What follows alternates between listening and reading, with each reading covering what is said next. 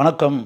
Cine cine mini mini Lal Salaam Rajinikanth சிறப்பு தோற்றத்தில் நடித்து திரைக்கு வந்திருக்கக்கூடிய படம். இந்த படத்தினுடைய இயக்குனர் ரஜினிகாந்தனுடைய மகள் ஐஸ்வர்யா ரஜினிகாந்த் இந்த படத்தை வந்து இயக்குறாங்க. லைகா ப்ரொடக்ஷன்ஸ் வந்து இந்த படத்தை தயாரிச்சிருக்கு. ரஜினிகாந்த் வந்து ஜெயிலர் திரைப்படம் வந்து மிகப்பெரிய வெற்றி பெற்று அதுக்கு அடுத்து திரைக்கு வந்திருக்கக்கூடிய படம் சிறப்பு தோற்றம் அப்படின்னு சொல்லி கெஸ்ட் அப்பியரன்ஸ் கேமியோ அப்படின்றாங்கல்ல, அது படத்தில் டைட்டிலே சிறப்பு தோற்றம் அப்படின்னு தான் போடுறாங்க. நான் சிறப்பு தோற்றம்னா பொதுவாக எப்படின்னா, இதுக்கு முன்னாடி ரஜினிகாந்த் கெஸ்ட் அப்பியரன்ஸாக சில படங்கள் அன்புள்ள ரஜினிகாந்த் மாதிரி சில படங்கள்லாம் நடிச்சிருக்காரு. அப்படி வரும்போது லிமிடெட் சீன்ஸில் வருவார், சும்மா ஒரு 4 சீன் 5 சீன் அப்படி ரஜினி வந்து அப்படின்ற மாதிரி இருக்கும். இதில் ஆக்சுவலாக சிறப்பு தோற்றம் அப்படின்ற ஒரு பக்கம் டைட்டில் அப்படி பேர போட்டால் கூட ரஜினி ஆல்மோஸ்ட் நிறைய காட்சிகளில் வர்றாரு படம் ஃபுல்லாகவே. படம் பார்க்கும்போது நமக்கு என்னென்னா பிக்சர் ஃபுல்லாகவே ரஜினி இருக்காரு அப்படின்ற மாதிரி ஒரு ஃபீலிங் தான் இருக்குது. டெஃபினட்டாக அது தன்னுடைய மகள் ஐஸ்வர்யா டைரக்ட் பண்ணுற படம் அப்படின்றதுனால ரஜினி வந்து கொஞ்சம் அதிகமான காட்சிகளில் கூட நடிக்க சம்மதிச்சிருக்கலாம், அது ஒரு காரணமாக இருந்திருக்கலாம். அது ஆக்சுவலாக இந்த படத்தினுடைய கதை கரு அப்படின்னு வரும்போது ஒரு வகையில் ஐஸ்வர்யா ரஜினிகாந்த் வந்து தனிப்பட்ட முறையில் நான் பாராட்டுறேன். எதுக்குன்னா, ஐஸ்வர்யா முன்னாடி டைரக்ட் பண்ண 3 படம் நான் படம் பார்த்தேன். 3 அந்த படம் பார்க்கும்போது அதில் வந்து ஆக்சுவலாக நல்ல பொயட்டிக்கான லவ் சப்ஜெக்ட்டு, மென்மையான காதல் கதை ரொம்ப அருமையாக பண்ணியிருந்தாங்க. ஆக்சுவலாக அது சொல்ல போனால் இன்டர்வல் வர ரொம்ப எக்ஸ்ட்ரானரியாக இருந்துச்சு. அந்த இது அந்த ஃபஸ்ட் ஹாஃபை பார்த்து இந்த பொண்ணு மேலே ஒரு மிகப்பெரிய திறமைசாலின்ற மாதிரி என் மனசுக்குள்ளே பட்டுச்சு. செகண்ட் ஹாஃபில் அது வந்து பேத்தட்டிக் ஃபில்ம் ஆக்கிட்டாங்க, ரொம்ப சோகம். ஃபஸ்ட் ஹாஃபில் இருக்கக்கூடிய அந்த இளமை தவழக்கூடிய காட்சிகள் அப்படி இந்த கவித்துவத்தன்மை அப்படின்றதெல்லாம் போய் செகண்ட் ஹாஃபில் வந்து அப்படியே ஃபுல்லாக பேத்தட்டிக் மூவி அப்படின்ற மாதிரி சோக காட்சிகள் அதிகமாக வந்து அப்படின்ற மாதிரி ஆனதுனால அந்த படம் எதிர்பார்த்த அளவிற்கு வரவேற்பை மக்கள் மத்தியில் பெற முடியாமல் போய்விட்டது.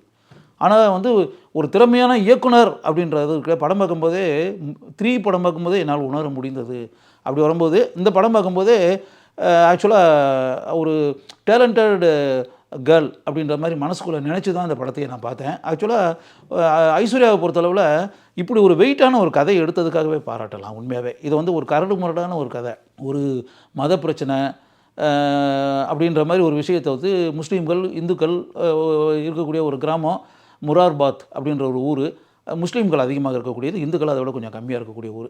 இப்படிப்பட்ட இதில் வந்து அங்கே என்ன நிகழ்கிறது, எப்படிப்பட்ட ஒரு மாறுதல்கள் உண்டாகின்றன, அது நல்லதா கெட்டதா அப்படின்றது இந்த மாதிரி ஒரு வெயிட்டான மேட்ரு. இது பொதுவாக வந்து ஆண் இயக்குநர்கள் இருக்காங்கள்ல, பொதுவாக அந்த ஜாதி மோதல்கள் மத பிரச்சனைகள் இதெல்லாம் கையாண்டுக்கும் போது நம்ம டைரக்டர்கள் வந்து தனிப்பட்ட பாடு, நம்ம டைரக்டர் நிறைய பேர் இருக்காங்க ஆக்சுவலாக இந்த பேட்டர்ன் ஃபிலிம்ஸ் பண்ணுறதுக்கு.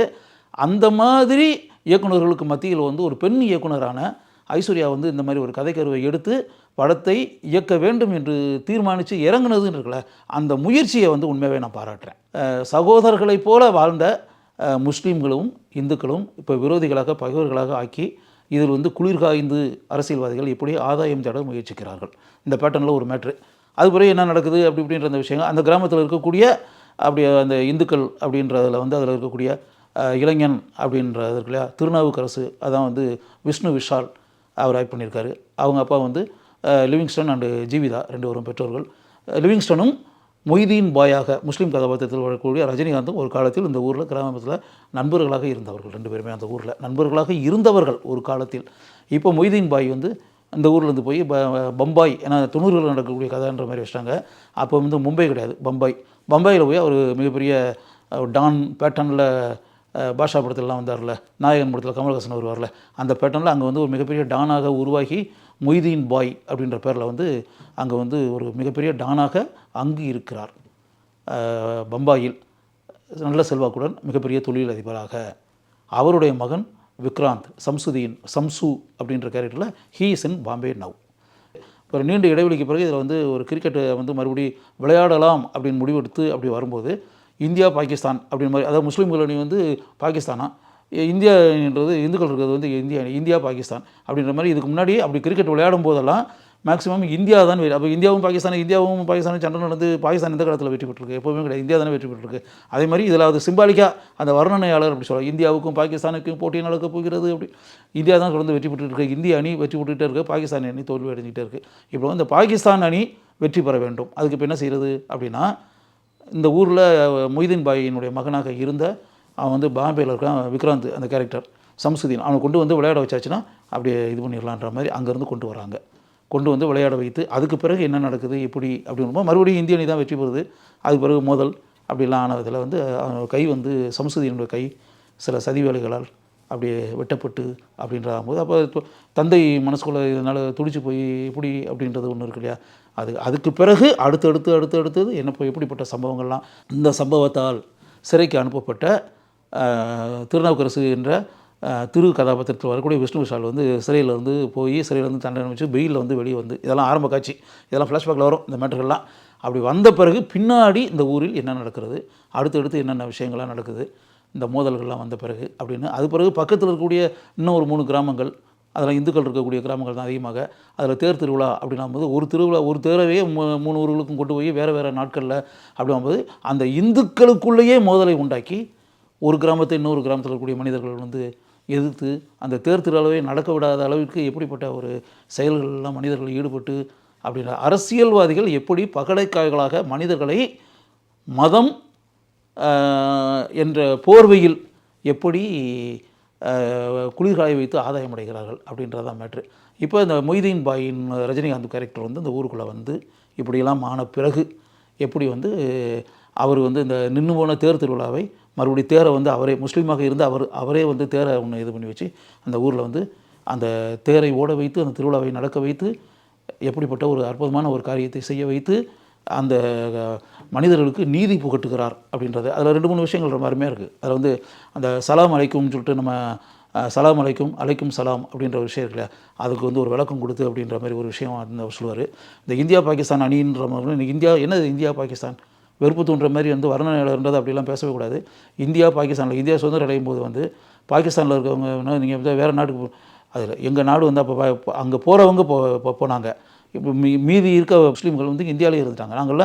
நாங்கள் பிறந்து வளர்ந்த மண் இது இந்திய மண். நாங்கள் இந்தியாவில் இருக்கக்கூடிய முஸ்லீம்கள், எங்கள் மண் இது, நாங்கள் பிறந்து வளர்ந்த மண். இதை விட்டு நாங்கள் எங்கே போவோம், நாங்கள் இந்திய முஸ்லீம்கள் அப்படின்னு சொல்லிட்டு நாங்கள் இந்தியாவிலே இருந்துட்டோன்ற மாதிரி நல்ல அருமையான இந்த மாதிரி விஷயங்கள்லாம் அலசப்பட்டிருக்கு படத்தில். ரொம்ப அருமையாக தீர்மானமாக அது ரஜினிகாந்த் வந்து தன்னுடைய குரலில் இதை வந்து விலைக்கு சொல்லும்போது எந்த அளவுக்கு ஆணித்தரமாக மனதில் பதியும் அப்படின்ற ஒரு விஷயம் இருக்கு இல்லையா, அதெல்லாம் ரொம்ப ஆணித்தரமாக மனதில் பதியக்கூடிய அளவுக்கு பதிய வச்சிருக்காரு ரஜினிகாந்த் ஒன்று. அதுக்கு பிறகு இந்த இதில் வந்து இப்போ நண்பர்களாக இருந்து விரோதிகளாக ஆகி பிறகு பின்னாடி வந்து 2 பேரும் எப்படி விஷ்ணு விஷாலும் விக்ராந்தும் எப்படி வந்து ஒருவருக்கு ஒருவர் உதவி ஆபத்தான கட்டத்தில் எப்படி இணைந்து மீண்டும் நண்பர்களாக ஆகி அந்த ஊரில் வந்து எப்படி மீண்டும் ஒரு மறுமலர்ச்சி உண்டாகிறது அரசியல்வாதிகளுடைய சதித்திட்டங்களை எல்லாம் தாண்டி அப்படின்றது. இந்த இதில் வந்து நடிப்பு அப்படின்னு போது ரஜினிகாந்த் வந்து படம் ஃபுல்லாகவே தனக்குன்னு இருக்கக்கூடிய அந்த பண்பட்ட நடிப்பு அப்படின்னு இருக்கு இல்லையா, படம் ஃபுல்லாகவே தன்னுடைய ஸ்டைல், மேனரிசம், டைலாக் டெலிவரி, தன்னுடைய பாடி லாங்குவேஜ் எல்லா இதிலுமே வந்து ஆழமான முத்திரையை பதித்து படம் முடிஞ்சு வெளியே வரும்போதும் நம்ம மனசில் வந்து அப்படியே ரஜினிகாந்த் அப்படியே ஒரு ஆட்சி செய்கிறார் அப்படின்றதான் உண்மை. ஆக்சுவலாக இளைஞர்களாக நடித்திருக்கக்கூடிய விஷ்ணு விஷால், விக்ராந்த் 2 பேருமே வந்து தங்களுடைய கதாபாத்திரத்துக்கு அருமையாக உயிர் தந்திருக்கிறார்கள். விக்ராந்துக்கு வந்து நடிப்பதற்கான வாய்ப்புகள் அதிகம். நல்லா ரஜினிகாந்தனுடைய மகனாக இருந்தால் கூட ரஜினிகளோட பேசக்கூடிய காட்சிகள்லாம் கூட ரொம்ப அருமையான எந்த விதமான தயக்கமும் இல்லாமல் பதட்டமும் இல்லாமல் இயல்பாக துணிச்சலாக நன்கு நடித்திருக்கிறார். இந்த படத்தில் பார்த்திங்கன்னா நீங்கள் செந்தில் இதுவரை நம்ம பார்த்த செந்தில் அவர் அப்படின்ற அளவுக்கு ஹார்ட் டச்சிங்காக இருக்கும். படம் முடிஞ்சு வந்த பிறகும் செந்தில் நம்ம மனசுக்குள்ளே வாழ்ந்துக்கிட்டே இருப்பார். இது மாதிரி வந்து நல்ல கனமான கதாபாத்திரங்களை, உணர்ச்சிகரமான கதாபாத்திரங்களை செந்திலுக்கு தரலாம் அப்படின்றதுக்கு இந்த படம் வந்து அப்படி ஒரு பிள்ளையார் சொல்லியை இந்த படம் போட்டிருக்கிறது அப்படின்றது தான் உண்மை. அதுக்கு பிறகு இதில் வந்து விஷ்ணு விஷாலினுடைய தாயாக நடிக்கக்கூடிய ஜீவிதா நடிச்சிருக்காங்க. Extraordinary performance A1. ஜீவிதா வந்து கிட்டத்தட்ட ஒரு காலத்தில் கதாநாயகியெல்லாம் நான் படங்களில் தர்மபுத்தினின்னு அந்த காலத்தில் ஒரு படம் கார்த்திக் கூட ஜோடி நடிச்சு அந்த படத்துக்கு நான் பேருவோம். ஜீவிதா இப்போ கதாநாயகியாக நடிச்சுக்கிட்டு இருந்த காலம். அப்போ யோசிச்சு பார்த்தா ஒரு 35 ஆண்டுகளுக்கு பிறகு அப்படியே இன்றைக்கி ஜீவிதா வந்து அப்படியே ஒரு தாய் கதாபாத்திரத்தில் எந்த அளவுக்கு ஆழமாக எக்ஸ்ட்ரானரியான பெர்ஃபார்மன்ஸ் A1 நல்லா பண்ணியிருக்காங்க. ஆக்சுவலாக என்ன சொல்ல போனால் இந்த மதர் ரோல்ன்ற ஒரு மேட்ரு இருக்குல்ல, நம்ம படங்களில் வரக்கூடிய கதாநாயகன் இவங்களுக்கெல்லாம் அம்மா அப்படின்ற மாதிரி ரோல் வந்துச்சுன்னா துணிச்சலாக நம்ம இனிமேல்லாம் வந்து ஆக்சுவலாக ஜீவிதாவெல்லாம் படத்தில் போடலாம். அதே மாதிரி வந்து ரஜினிகாந்தனுடைய மனைவியாக விக்ராந்தனுடைய தாயாக வரக்கூடிய நிரோஷா யோசிச்சு பார்த்தா என்ன எக்ஸ்ட்ரானரி பெர்ஃபார்மன்ஸ், என்ன பாடி லாங்குவேஜ், என்ன அந்த கதாபாத்திரத்துக்கு எந்த அளவுக்கு, இந்த முஸ்லீம் கதாபாத்திரத்துக்கு தாய் கதாபாத்திரத்துக்கு எந்த அளவுக்கு ஆழமாக தன்னுடைய திறமையை வெளிப்படுத்தியிருக்காரு. நீங்கள் படம் பார்த்திங்கன்னா அப்படியே ரொம்ப எக்ஸ்ட்ரானரியாக பண்ணியிருக்காங்க நிரோஷாவுக்கு கூட நம்ம இனிமேல் வாய்ப்புகள் அதிகமாக நாம் தரலாம், நாம் பட உலகத்தை சேர்ந்தவர்கள் தர வேண்டும் அப்படின்றதான் என்னுடைய விருப்பம். இதில் வந்து விவேக் பிரசன்னா அவர் வந்து இந்த அரசியல்வாதிகளுடைய கட்டளைகளை நிறைவேற்றக்கூடிய சட்டவிரோத மனிதன் அப்படிங்கிற இந்த காரியங்களெல்லாம் செஞ்ச அந்த தேருக்கு தீ வச்சது, நெருப்பு வச்சது, இது எல்லாமே அவர் தான். அந்த அதே மாதிரி இந்த கை துண்டிக்கப்பட்ட விக்ராந்துக்கு அப்படிப்பட்ட ஒரு கொடுமையை செய்த மனிதனும் அவர் தான் அப்படின்ற பேட்டர்னில் வந்து அவர் இது பண்ணி அப்படிப்பட்ட கதாபாத்திரத்தில் கொடூரமான கதாபாத்திரம். விவேக் பிரசன்னா அப்படியே அப்படியே சாதாரணமாக அப்படியே அசால்ட்டாக அப்படியே கேஷுவலாக ஒன்று பண்ணுவார். அது இயல்பாக அந்த கதாபாத்திரத்திற்கு நல்லா நடிச்சிருக்காரு. அதுக்கப்புறம் தம்பி ராமையா வந்து ரொம்ப அருமையாக அந்த ஆக்சுவலாக விஷ்ணு விஷாலுடைய மாமாவை வர்றாரு, ரொம்ப அருமையாக பண்ணியிருக்கிறார். இதில் பல காட்சிகளில் கபில் தேவ் வர்றாரு, கிரிக்கெட் வீரர் கபில் தேவ். அவர் வந்து ரஞ்சி ட்ரோஃபியில் வந்து ஆக்சுவலாக விக்ராந்த் செலக்டட் அப்படி அப்படின்ற மேட்டர்கள்லாம் அவர் இது பண்ணி ரஜினிகாந்த் கூட அவரும் பேசக்கூடிய காட்சிகள், ஹிந்தியில் பேசக்கூடிய காட்சிகள்லாம் இருக்குது. ஆங்கிலத்தில் ஹிந்தியில் அப்படி பேசக்கூடிய இந்த படத்தில் இசையமைப்பாளர் அப்படின்பது ஏஆர் ரஹ்மான். ஏஆர் ரஹ்மான் வந்து இந்த கதை ஓட்டத்திற்கு எந்த அளவிற்கு தன்னுடைய பங்களிப்பை செய்ய முடியுமோ அந்த அளவிற்கு தன் பங்களிப்பை செவனே செய்திருக்கிறார். மத நல்லிணக்கத்துடன் நீங்கள் வாழ வேண்டும் அப்படின்ற மாதிரி ஒரு நல்ல விஷயத்துக்காக எடுக்கப்பட்ட படம் தானே.